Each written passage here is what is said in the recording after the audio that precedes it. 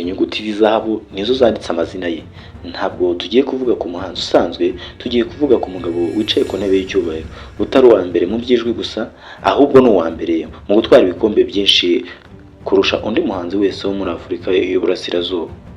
Kuva itandare ku ngoyi yamwibarutse kugeza mu bwami bwa MTV, BET Award ndetse na Afrimax, ntabwo ari umuririmbyi gusa, ni uruganda rw'ibihembo. Ese wari uzi ko uyu witwa Simba ari umuhanzi wa mbere mu karere kose watwaye ibikombe byinshi, MTV Award, BET Award n'ibindi bitandukanye, inshuro zitandukanye kandi zigikurikiranye?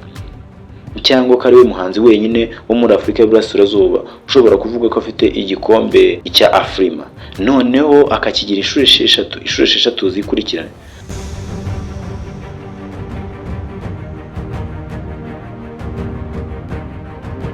Mu kiganiro cy'uyu munsi tugiye kureba urugendo rwe rutoroshye, uburyo yagiye yigarurira imitima y'abamukurikira, uburyo yatwaye ibikombe bitandukanye kuri channel za music zitandukanye nka Music Award, n'uburyo akomeje guca uduhigo kuri YouTube no ku mbuga nkoranyambaga zitandukanye, agashyiraho n'urusika rudashobora kurengwa n'undi muntu.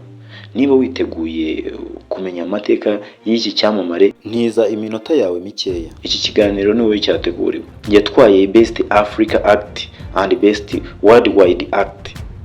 Iki gikombe yagitwaye muri Afurika ndetse no muri India, mu Buhinde.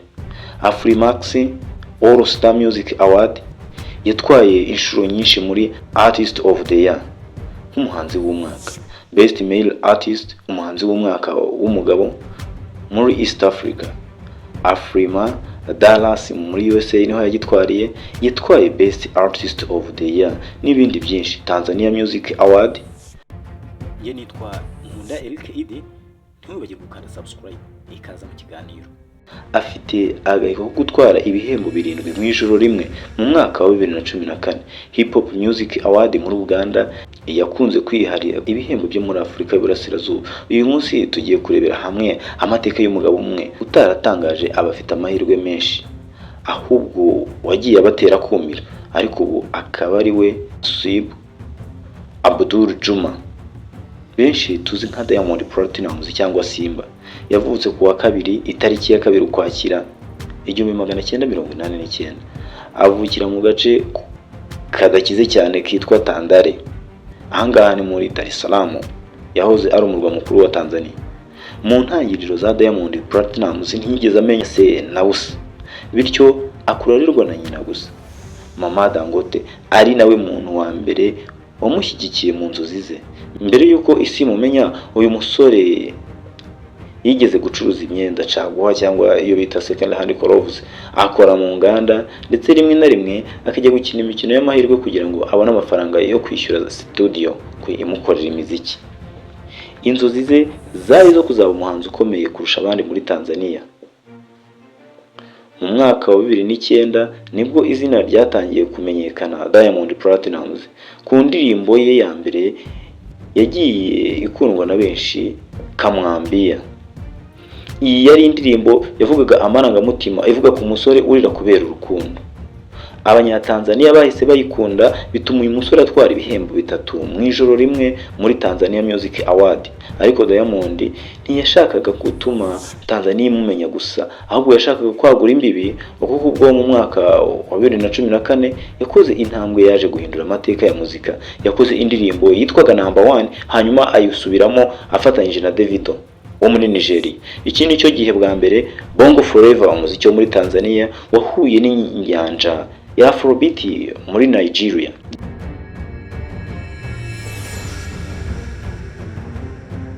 Diamond yasohoye amafaranga menshi kuri video y'iyi ndirimbo. Abantu benshi baramuseka bibaza niba atarimo gupfusha amafaranga ubusa, ariko byarangiye iyi ndirimbo imufunguriye amarembo ya Afurika yose. Kuva icyo gihe Diamond Platnumz ntiyongeye gusubira inyuma, yahise amenyekana. Diamond Platnumz ntiyifuje kuba umuhanzi gusa, yashakaga no kuba umushabitsi cyangwa businessman. Mu mwaka wa 2016 yashyize hanze inzu itunganya umuziki wa Safi. Iyi nzu ntiyari studio gusa isanzwe, ahubwo yaje kuba uruganda rukora impano. Binyuze muri WhatsApp, Diamond yahinduye ubuzima bw'abasore nka benshi nka Harmonize, Rayvanny, Mbosso, Lava n'abandi benshi batandukanye baje kuvamo abahanzi bakomeye kandi yarabazanye baciriritse. Nubwo bamwe nka Harmonize ndetse na Rayvanny baje gutandukana nawe, ariko ntibakwirengagiza ko umusingi wabo ari Diamond ndetse na Wasafi.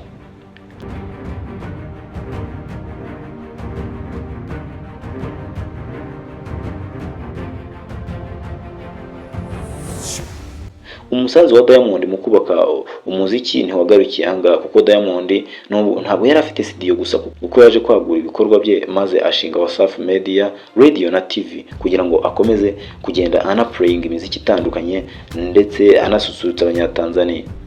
Nayo imaze kuba nimero ya mbere muri imyidagaduro mu gihugu cya Tanzania. Ni umugabo uzwiho gucuruza, uzi gukoresha imbuga nkoranyambaga, social media mu buryo budasanzwe. Niba hari ikintu kimwe akora neza kurusha ibindi, no kuririmba no kumenya kwamamaza, marketing. Reka tuvuge ku mibare, kuko imibare yo ntiyibeshya. Diamond Platnumz niwe muhanzi wa mbere muri Afrika yo munsi y'ubutayu bwa Sahara waciye agahiko ko kurebwa inshuro nyinshi, views zirenga miliyari 2 kuri YouTube.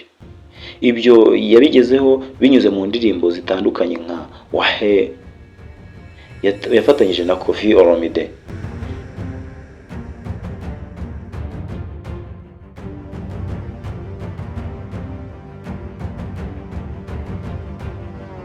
Yaciye uduhigo twinshi two kuri YouTube mu gihe gitoya. Inama yafatanyije na Fally Ipupa, Koma Sava. Iyi ndirimbo ikaba yarabaye indirimbo y'isi yose, Global Hit Music, mu mwaka wa 2024 ndetse na 2025 kubera imbyino yayo. Diamond Platnumz akorana n'abantu bose kuva kuri Neo wo muri Amerika ndetse na Rick Ross wo muri Amerika kugeza kuri Zuchu na DJ Bridget wo muri Tanzania. Ibyo bituma abantu bamukunda cyane, kuko ntawe numwe aheza b'abanyatanzania ndetse nabo mu bihugu by'ibwota amasimbi. Ntabwo twavuga Diamond Platnumz ngo tumurangize, kuko ubuzima bwe ni bwinshi cyane. Ni umugabo ukunze kuvugwaho cyane inkuru z'urukundo, urukundo rw'abagore. Abagore benshi bamwiyumvamo kandi nawe ngo akabakunda. Duhereye nko kuri Zari the Boss Lady, bafitanye abana 2, tukagera kuri Hamisa Mobetto.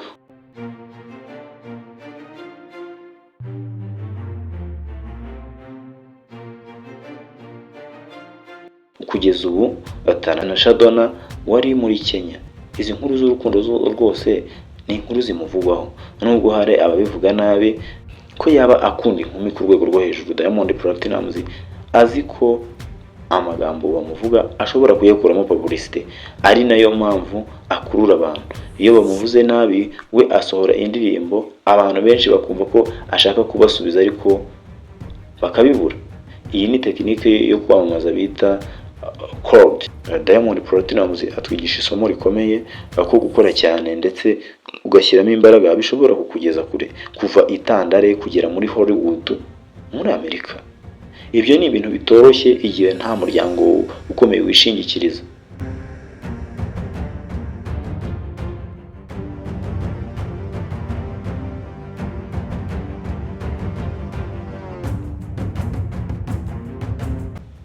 Kugeza ubwo ubungubu kugira ngo Diamond Platnumz yitabire igitaramo cyawe, ugomba kumuha amadolari 100,000 ku gitaramo kimwe. Diamond yerekanye ko umuziki ari ubucuruzi bukomeye. Aracyari muto kandi yiteguye gukomeza kuyobora uyu mukino mu myaka yindi iri imbere. Ese wowe ubona umuziki ari business? Ni izihe ndirimbo za Diamond zidasanzwe wakunze? Twandikire muri comment y'ikiganiro maze dukomeze tugende twungurana ibitekerezo. Nishimiye kubana namwe muri iki kiganiro. Imana ibahe umugisha, tuzahurire mu biganiro byacu by'ubutaha.